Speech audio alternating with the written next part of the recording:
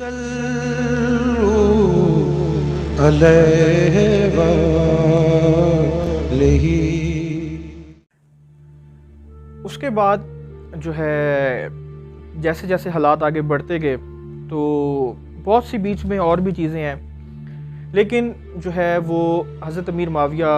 کی وفات پہ ہم آتے ہیں کہ اس کے بعد کیا صورتحال بنی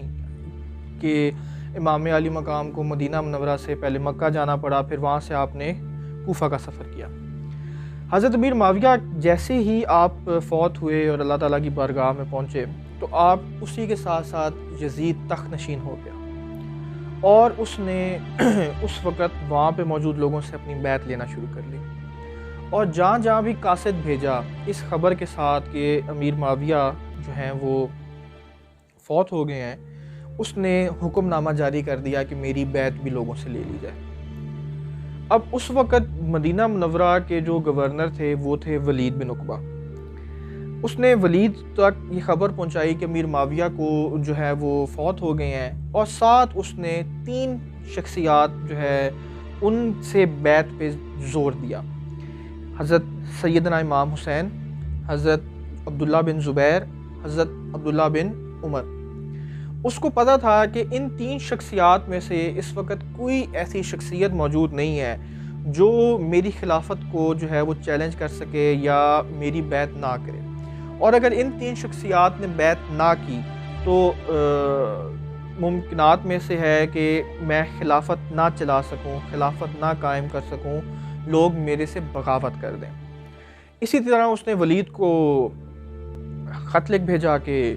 ان 3 شخصیات سے بیعت لو۔ اب ولید جو ہے وہ ایک بڑا نیک شخص تھا اور خاندان نبوت کی عزت اور احترام کرنے والا تھا۔ اس کو بھی پتہ تھا کہ ان 3 شخصیات اور بالخصوص امام علی مقام سے بیعت لینا کتنا مشکل ہے۔ اب اسی پریشانی اور کشمکش میں اس نے مشورہ کیا مروان بن حکم کے ساتھ۔ اب مروان بن حکم وہ شخص ہے کہ جس کے والد پر، جس کے باپ پر جو ہے آپ علیہ السلام نے لعنت کی، اور آپ کو اور یہ بھی سننے کو ملے گا، یہ روایات میں آتا ہے کہ آپ نے مروان کو مدینہ بدر بھی کیا، کہ اس کو مدینہ سے بھی نکال دیا۔ اب اس نے مروان سے مشورہ کیا تو مروان سے خیر کے مشورے کی کیا امید تھی؟ مروان نے یہ مشورہ دے دیا کہ تم ابھی امیر معاویہ کی خبر جو ہے وہ وفات کی خبر پھیلنے سے پہلے ان 3 شخصیات کی طرف جو ہے وہ قاصد بھیجو، اور ان کو کہو کہ وہ آئیں اور بیعت لیں، یزید کی بیعت کریں، اور اگر یہ نہیں کرتے تو تم ان کو گرفتار کر لو اور ان کو جو ہے وہ قتل بھی کر دینا۔ اب اسی طرح جو ہے رات کا پہر تھا، ولید بن عقبہ نے قاصد بھیجا تو حضرت امام علی مقام اور حضرت عبداللہ بن زبیر دونوں کو مسجد نبوی میں پایا،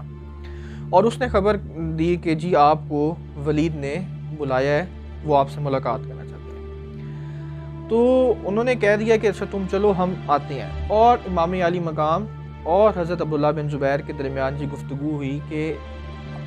اس وقت تو ولید کسی سے نہیں ملتا،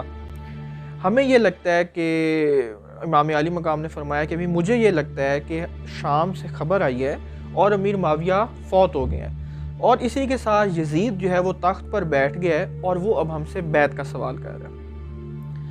حضرت عبداللہ بن زبیر نے بھی کہا مجھے بھی یہی لگتا ہے، اور دونوں شخصیات اس بات پر جو تھیں وہ قائم تھیں کہ ہم بیعت اس طرح تو نہیں کریں گے۔ تو حضرت عبداللہ بن زبیر نے تو امام علی مقام کو کہہ دیا کہ میں اس وقت نہیں جاؤں گا، جانا خطرے سے حال ہی نہیں ہے، لیکن امام علی مقام نے فرمایا کہ نہ جانا میری نظر میں جو ہے وہ بات کو مزید الجھانے کی طرف لے کے جائے گا، تو آپ نے یہ فیصلہ کیا کہ آپ جائیں گے، اور آپ نے ایک حفاظتی تدبیر کیا اختیار کی کہ آپ نے بنو ہاشم کے جوانوں کو اکٹھا کر لیا، اپنے بھائی اور آپ کے جو بھی قبیلے کے لوگ تھے ان کو اکٹھا کیا، اور آپ رات کے پہر میں ولید سے ملنے چلے گئے۔ اب جب آپ ولید کے گھر کے قریب پہنچے تو آپ نے اپنے بھائیوں کو اور دوستوں کو کہا کہ آپ یہیں پہ رک جائیں، میں اکیلا جاتا ہوں۔ اس نے مجھ اکیلے کو دعوت دی ہے، تو اگر آپ لوگوں کو یہ محسوس ہو کہ مجھے آپ کی ضرورت ہے، میری آپ کو آواز اونچی محسوس ہو یا میں آپ کو آواز دوں، یا زیادہ تاخیر ہو جائے تو آپ لوگ اندر داخل ہو جانا، نہیں تو میں سنبھال لوں گا۔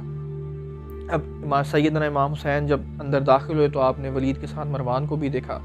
آپ نے سلام کیا اور آپ جو ہے وہاں پہ تشریف فرما ہو گئے، اور آپ جیسے ہی بیٹھے تو ولید نے آپ کو امیر معاویہ رضی اللہ تعالیٰ عنہ کی وفات کی خبر سنائی اور کہا کہ یزید نے آپ سے بیعت طلب کیا۔ حضرت امیر معاویہ کی وفات پر امام عالی مقام نے اظہار افسوس کیا اور ساتھ ہی فرمایا کہ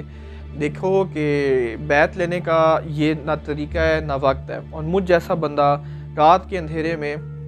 کسی کی بیعت قبول نہیں کرے گا۔ تو آپ نے جیسے ہی یہ بات ختم کی اور یہ محسوس ہوا کہ آپ اٹھنے لگے ہیں تو مروان نے بیچ میں بولا اور ولید کو مشورہ دیا کہ تم ان کو نہ جانے دو، ان کو یہیں پہ گرفتار کرو، اور انہوں نے بیعت سے انکار کر دیا تو ان کو تم قتل کر دو۔ جب آپ نے امام علی مقام نے مروان کی یہ بات سنی تو آپ بھی جو ہے آپ پہ بھی، آپ کی طبیعت پہ بھی جلال نمایاں ہوا، اور آپ نے بھی اس کو کہا کہ بھی تو مجھے قتل کرے گا یا یہ مجھے قتل کریں گے، اور آپ کی اس روب اور جلال اور اس سے جو ہے وہ ولید، میں نے آپ کو پہلے بھی بتایا ولید جو ہے وہ اہل بیت سے محبت کرنے والا تھا، ان کی عزت کرنے والا تھا۔ اس نے امام علی مقام کو تسلی کرائی اور آپ کو فرمایا کہ آپ یہاں سے چلے جائیں۔ اب ولید نے کہا، مروان نے پھر ولید کو کہا جس سے خیر کی امید ہی نہیں تھی کہ تم نے ان کو جانے دیا، اب ساری عمر تم ان پر قابو نہ کر سکو گے، تم نے جو ہے ایک سنہری موقع گنوا دیا۔ تو اس پہ ولید نے مروان کو جواب دیا کہ اے بدبخت، تو مجھے اس بات کا مشورہ دے رہا ہے کہ جس سے میری دنیا بھی تباہ اور میری آخرت بھی تباہ، میں نواسہ رسول کو کبھی بھی جو ہے نقصان پہنچانے کے بارے میں نہیں سوچوں گا، اور تم بھی یہ مشورہ دینا چھوڑ دو۔ اب ولید نے اس وقت تو کہہ دیا کہ ہاں ٹھیک ہے، تم ٹھیک کہہ رہے ہو، لیکن وہ اس کی مکاری تھی مروان کی۔ اب اسی طرح امام علی مقام پر دباؤ بڑھتا گیا، ولید روز روز قاصد بھیجنا شروع ہو گیا کہ آپ جو ہیں وہ یزید کی بیعت کر لیں، اس بارے میں آپ نے کیا سوچا ہے، آپ نے یزید کی بیعت کے بارے میں کیا سوچا ہے۔ تو امام علی مقام ہر دفعہ قاصد کو ٹال دیا کرتے۔ تو اب آپ کی مدینہ سے روانگی سے ایک رات یا 2 رات پہلے پھر سے قاصد آیا ولید کا۔ ولید نے بندہ بھیجا کہ جی آپ آئیں اور یزید کی بیعت کے اوپر فیصلہ سنائیں، اس کی بیعت کریں۔ تو امام علی مقام نے فرما دیا کہ اس وقت تو میں نہیں آتا، صبح دیکھیں گے، صبح سوچیں گے اور دیکھیں گے کہ کیا ہو سکتا ہے۔ اور ولید نے آپ کی یہ بات مان لی اور آپ نے رات کو جو ہے اس امام علی مقام پر دباؤ ڈالنا چھوڑ دیا۔